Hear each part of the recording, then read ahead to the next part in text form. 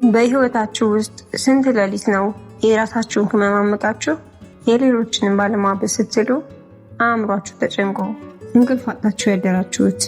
ስንት ጊዜ ነው የሰዎችን ተንኮልና መጠቀሚያነት እያወቃችሁ ጥሩ ሰው ተብላችሁ ለመጠራት ብቻ የራሳችሁን ሰላም አሳልፋችሁ የሰጣችሁት? እስኪ ዛሬ ቆም ብላችሁ የራሳችሁን የኋላ ህይወት በመስታወት ተመልከቱ። ለሰዎች ያላችሁን ቅንነት፣ ያልተቆጠበ ጊዜና የማያልቅ ደግነት ሰጣችሁ፣ በመጨረሻ ግን ያተረፋችሁት ንቀት፣ መረገጫ መሆንና በቁጭት የተሞላ የውስጥ ስቃይ አልነበረም? በብዙዎቻችን ህይወት ውስጥ በግልጽ ያልተጻፈ ነገር ግን ነፍሳችንን በየቀኑ የሚያደማ መራራ እውነት አለ።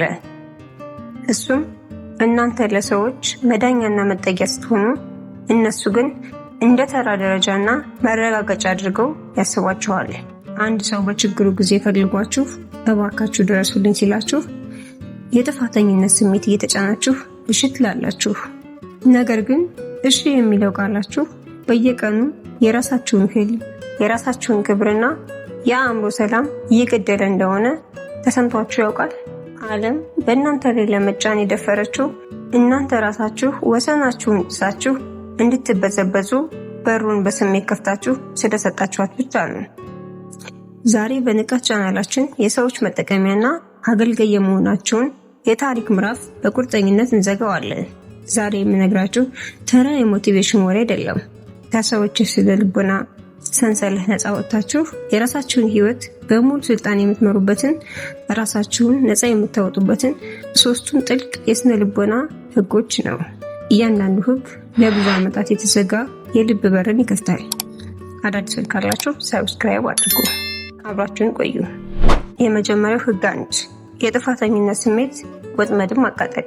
በስነ ልቦና የሚጫወቱባችሁ እና በእናንተ መጠቀም የሚፈልጉ ሰዎች ዋነኛና አደገኛው መሳሪያቸው የእናንተ ውስጥ የጥፋተኝነት ስሜት መዝራት ወይም ደግሞ የጥፋተኝነት ስሜት እንዲሰማችሁ ማድረግ ነው። እነዚህ ሰዎች የእናንተ ቅንነትና መልካም ልብ ያጠናሉ። እናንተን የራሳቸው መጠቀሚያ ለማድረግ ሲሉ በስውር አእምሯችሁ ላይ መጫወት ይጀምራሉ። እናንተ እኮ እንደዚህ ከሆናችሁ በኋላ ተቀየራችሁ፣ ለእናንተ ብለን ያደረግነው ሁሉ ረሳችሁት፣ ወይም በዚህ ሰዓት ካልረዳችሁን ማን ሊረዳን ነው እያሉ የጥፋተኝነት ስሜት በዙሪያችሁ ይፈጥሩባቸዋል። እናንተ ደግሞ መጥፎ ሰው ተብላችሁ ላለመጠላት ስትሉ የራሳችሁን ህይወት ትታችሁ የሌሎችን ፍላጎት ለማሟላት ትሮጣላችሁ። ነገር ግን እውነታው ይሄ ነው። እናንተ የሰዎችን ደስታና ህይወት ተሸክማችሁ ለመዞር የመጣችሁ የመስዋዕት በግ አይደላችሁም። ስለዚህ ለሰዎች የምታደርጉት መልካም ነገር ሁሉ ከእውነተኛ ፍቅር፣ ከነፃ ፍላጎታችን መመንጨት አለበት እንጂ ጥፋተኛ እንዳንባል ብላችሁ የስነ ልቦና ፍርሃት ከሰዎች ተጽዕኖ መሆን የለበትም። የነቁ ሰዎች የመጀመሪያው ህግ እንዲህ ይላል፣ የሰዎችን ደስታ የመጠበቅ ኃላፊነት የለባችሁም። የመጀመሪያውና ታላቁ ኃላፊነታችሁ የራሳችሁን የአእምሮ ሰላም መጠበቅ ነው። ስለዚህ ከዛሬ ጀምሮ አንድ ሰው የጥፋተኝነት ስሜት በመፍጠር ሊጠቀምባችሁ ሲሞክር አትበሳጩ፣ አትከራከሩ፣ ራሳችሁን ለማስረዳት አትጣደፉ። ማብራሪያ በሰጣችሁ ቁጥር ለዚያ ሰው የበለጠ መጠቀሚያ ቀዳዳ ትከፍቱለታላችሁ። ይልቁንም በጸጥታና በከፍተኛ የራስ መተማመን አይናቸውን ትኩር ብላችሁ በማየት እንዲህ በሏቸው፣ ሁኔታችሁን እረዳለሁ፣ ነገር ግን እኔ አሁን ላይ ይህን ማድረግ አልችልም በሏቸው። እስኪ አንድ ጥያቄ ልጠይቃችሁ። እናንተ በዚህ ምድር ላይ የምትኖሩት የራሳችሁን ህይወት በክብር ለመምራት ነው ወይስ የሰዎችን ያልተገባ ፍላጎት ያሟላችሁ ጥሩ ሰው ተብላችሁ ለመጠራት የራሳችሁን ነፍስ ይዛችሁ መኖር ነው? ህግ 2፣ የራሳችሁን የጊዜና የጉልበት ወሰን ማበጀት።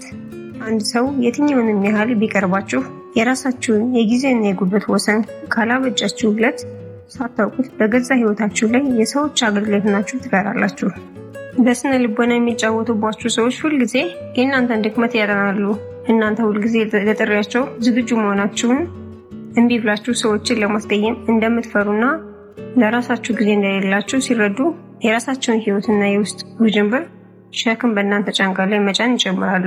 የእናንተ ጊዜ ማለት የእናንተ ህይወት ማለት ነው።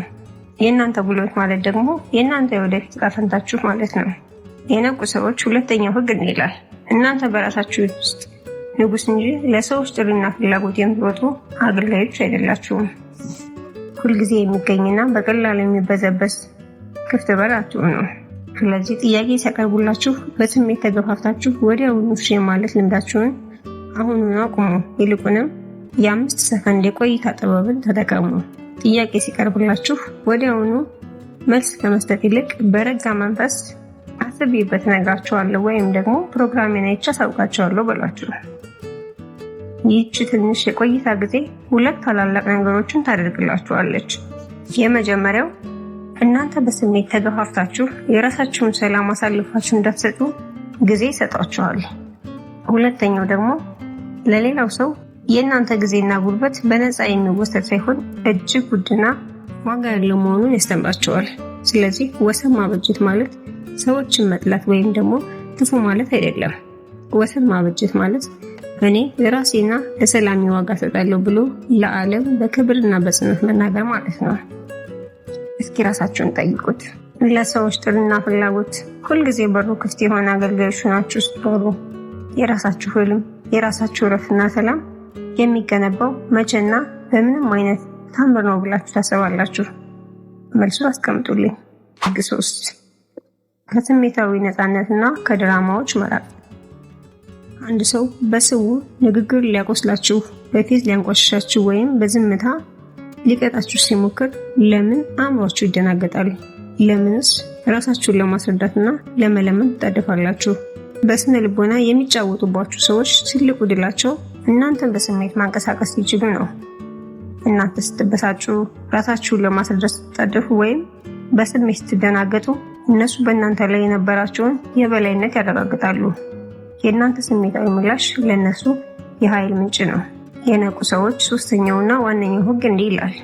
ለሰዎች ድራማና ወጥመድ ምላሽ አለመስጠት ትልቁና አደገኛው ኃይላችሁ ነው።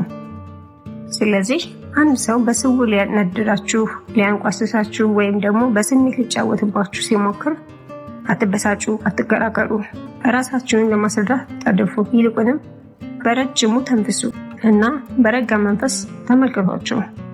የእነሱ አደገኛ ባህሪ የእነሱ የውስጥ ቀይና ውዥንብር እንጂ የእናንተ የዋጋ መለኪያ አይደለም።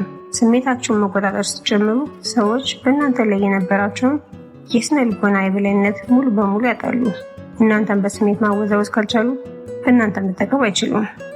ስለዚህ ከስሜታዊ ነፃነትና ከድራማዎች መራቅን ልመዱ። እስኪ ጥያቄ ልጠይቃችሁ።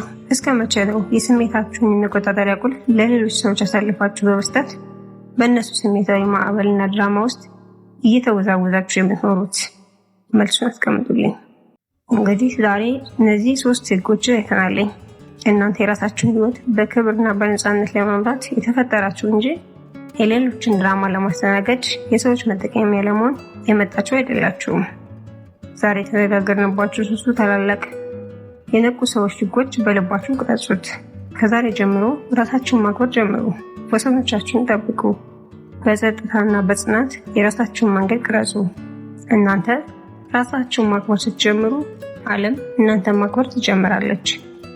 ይህ ቪዲዮ የውስጥ ስሜታችሁን ከነካውና አዲስ ንቃት ካበራላችሁ ለሌሎች የብርሃን ምንጭ እንዲሆን ቪዲዮውን ላይክ በማድረግ አጋሩት። በየቀኑ አእምሯችሁን የሚያነቁ ህይወታችሁን አእምሯችሁን የሚገነቡ አዳዲስ ይዘቶች እንዳያመልጧችሁ ንቃት ቻናላችን ሰብስክራይብ በማድረግ የደወል ምልክቷን ተጫኑ። ከዛሬ ጀምሮ በነፃነትና በስልጣን በክብር ኑሩ። በቀጣይ ቪዲዮ እስክንገናኝ ንቁ ሆናችሁ ቆዩ።